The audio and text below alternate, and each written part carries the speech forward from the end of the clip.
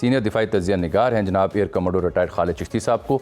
जंग के ऊपर भी बात करेंगे और ये जो अमरीकी नेशनल इंटेलिजेंस की रिपोर्ट आई उसके ऊपर भी तफसील से उनसे बात करेंगे।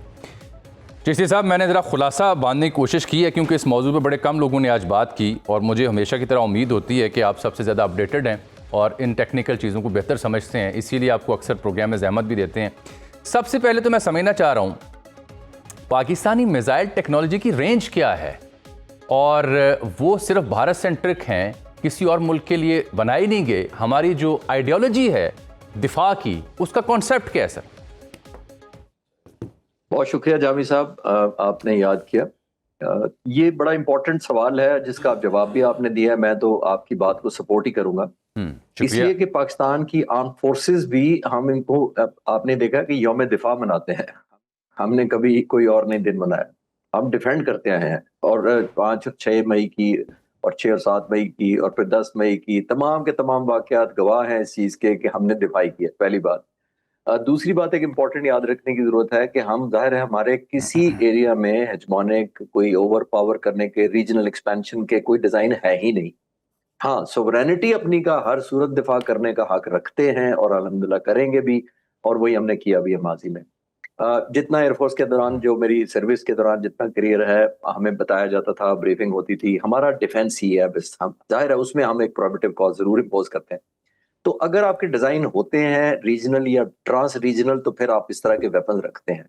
हमारा बिल्कुल इंडिया स्पेसिफिक है, तमाम का तमाम। हमारी तीनों मुसल्लह अफवाज भी इंडिया स्पेसिफिक हैं। वो तो बाई कंपल्शन हमें अफगानिस्तान में यूज करनी पड़ रही है और कहीं और हम यूज करते भी नहीं है, तो इंडिया स्पेसिफिक पहली बात तो यही है। और ये हमारी डिक्लेयर्ड पॉलिसी है। ये कोई ऐसा नहीं है कि हमने कोई क्लैंडस्टाइन ऑपरेशन खुदा ना खास्ता कभी करना है या कभी अपॉर्चुनिटी को ढूंढनी है तो मिल जाए तो हम कर गुजरेंगे, ऐसा है ही नहीं।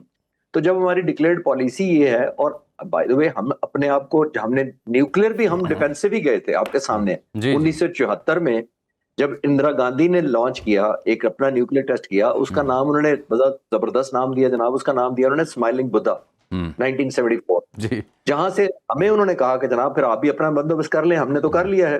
तो हम एक रिएक्टिव डिफेंसिव मोड में चले गए कि हमने भी कुछ करना है।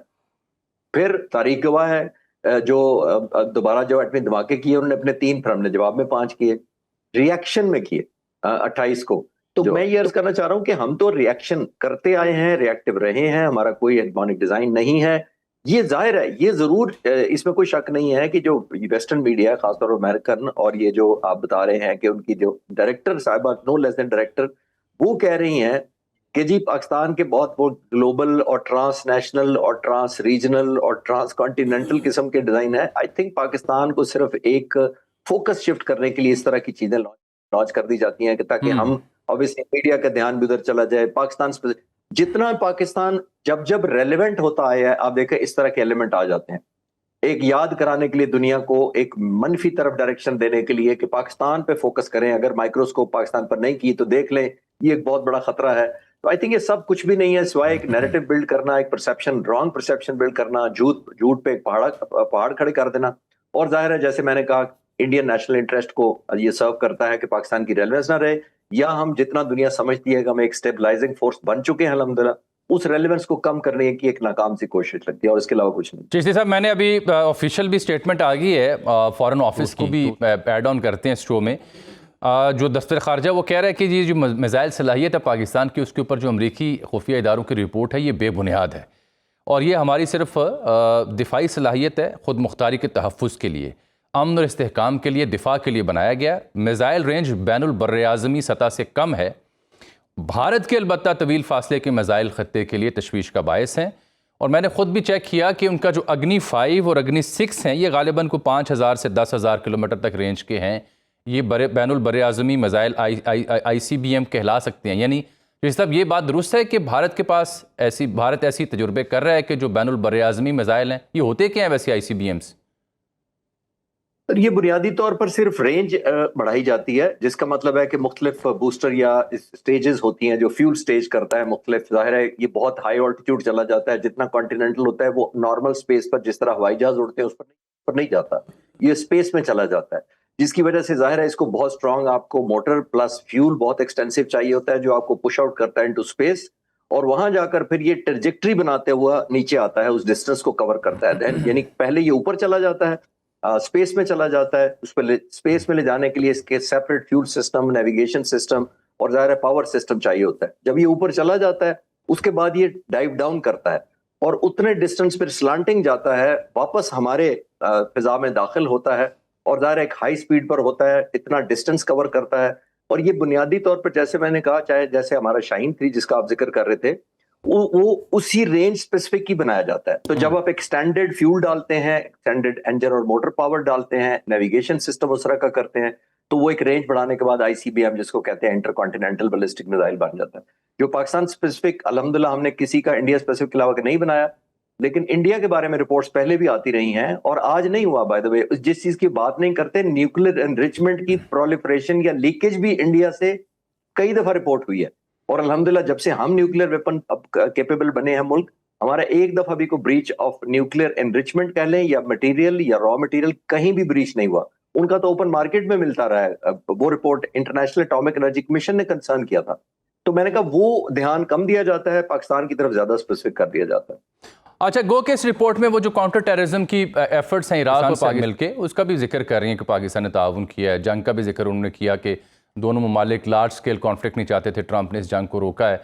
दुनिया भर में जो दहशतगर्द है उनका जिक्र भी कर रहे हैं, अलकायदा और दाइश का जिक्र भी कर रहे हैं। अफगानिस्तान का बड़ा बिलखुसूस जिक्र किया और लगा कि अखबारी सा बयान उन्होंने उसमें छापा हुआ है और पाकिस्तान फ्रस्ट्रेट होकर उनके ऊपर हमले कर रहा है, ये जिक्र भी उन्होंने किया।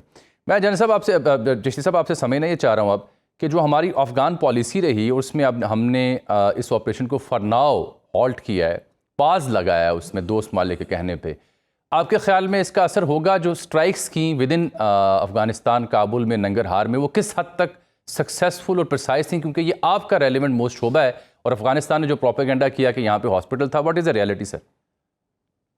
जी, रियलिटी में आपको अपने कॉन्ट्रैक्ट से कंफर्म कर सकता हूं। देखिए, एक पहले मैं उससे पहले बात बताता हूं, हमारी स्ट्रैटेजी या टारगेटिंग स्ट्रैटेजी स्पेसिफिकली बताता हूं मैं कैसे करते हैं।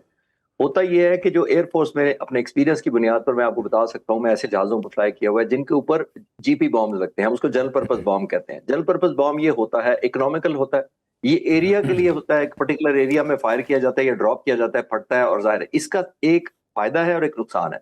फायदा ये है कि सस्ता होता है, नुकसान ये है कि निस्बतन कोलैटरल डैमेज को इसमें रोकना मुश्किल होता है, बिकॉज ये एक्सपैंड करता है, जब फटता है तो इसको कन्फाइन नहीं किया जा सकता। इसकी अपग्रेडेड वर्जन होती है प्रिसीजन गाइडेड मुनीशन, उसको PGM कहते हैं हम।